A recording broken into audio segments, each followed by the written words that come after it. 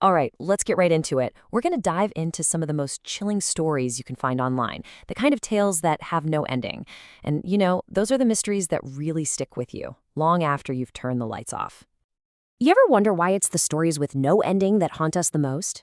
Well, somebody over on Reddit asked a pretty simple question. What's the creepiest unsolved mystery out there? And wow, thousands of people jumped in sharing these real-life stories that just get under your skin.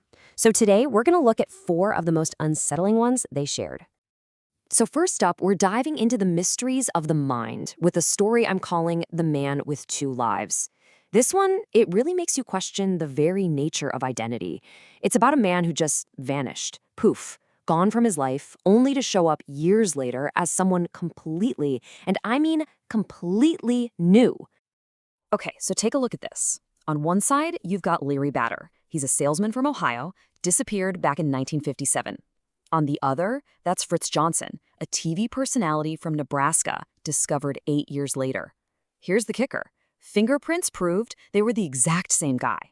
But when they found him, Fritz swore he had no memory at all of being Larry Batter. He had a new wife, another kid, a whole new life. It's just wild. So how is this even possible? Well, there's this really fascinating psychological explanation called a fugue state.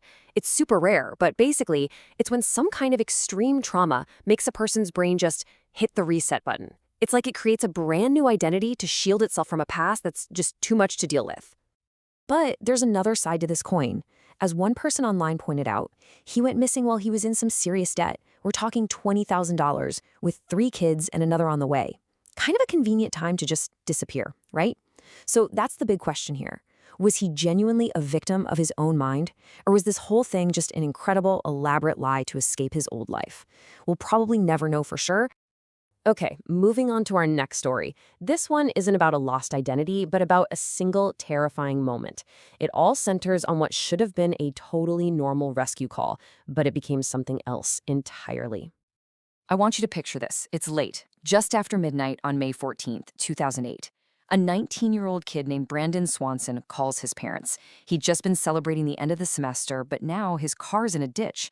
So for the next 47 minutes, think about that, almost an hour, he's on the phone with his folks, walking through these dark Minnesota fields, trying to tell them where to find him.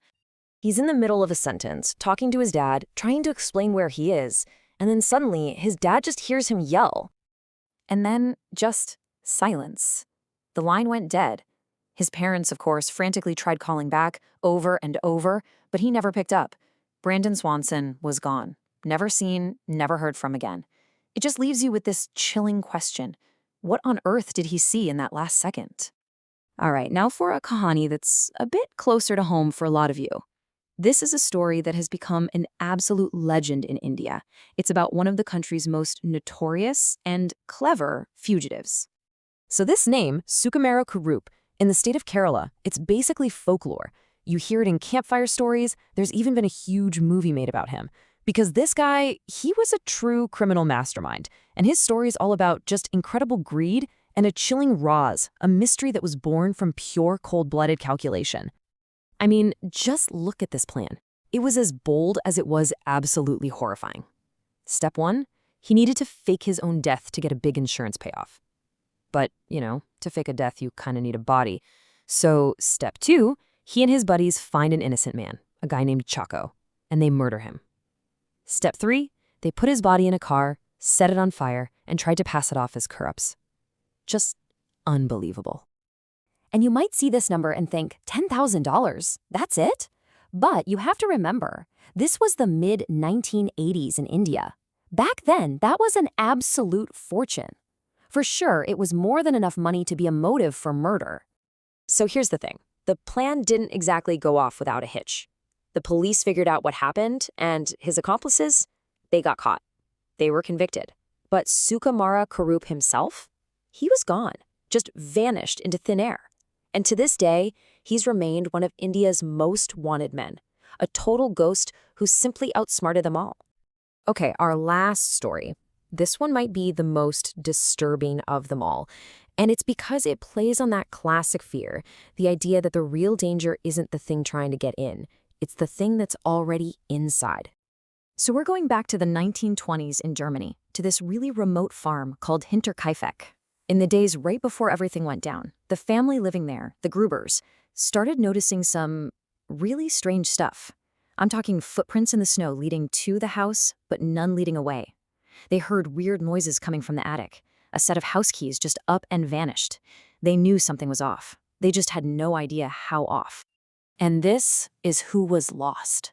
An entire family, 3 generations. Andreas and Katzelia Gruber, the grandparents. Their daughter, Victoria, and her 2 little kids, Katzelia and Josef.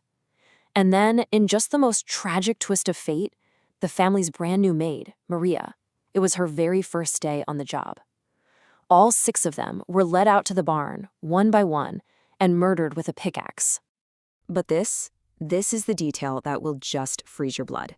After doing this horrible thing, the killer didn't run. Nope, they stayed. For several days, they lived in that house. They fed the animals. They ate the food from the kitchen. They slept in the beds. All while the bodies of the family were just lying out in the barn. And that's it. That's where the facts just stop. With all of these stories, we're left grasping in the dark, with these haunting questions that just echo on and on, long after any trail has gone cold. So who was Fritz Johnson really? Did Larry Bader's mind just snap under the pressure, creating this whole new person just to cope? Or was he an incredibly good liar who almost pulled off the perfect escape from his life? And what about Brandon Swanson? What did he see in that one final moment? What could possibly make a guy cry out like that while he's on the phone with his parents and then just disappear off the face of the earth? And where is Sukumara Kurup? I mean, is it actually possible that this man who committed such a cold-blooded murder for cash is still out there? Maybe he's an old man now, just living a quiet, normal life, right among us. Finally, who was the ghost of Hinterkaifeck? How could any human being commit such a monstrous, brutal act and then just calmly live in the house with their victims for days before vanishing forever? And maybe that's the point. Maybe the real horror isn't even the crime itself, but the giant gaping question mark it leaves behind. Because really, a story without an ending, it's a ghost. It's a feeling that follows you, a question that will just hang in your mind forever. And that right there is why these stories are the ones that will truly haunt you.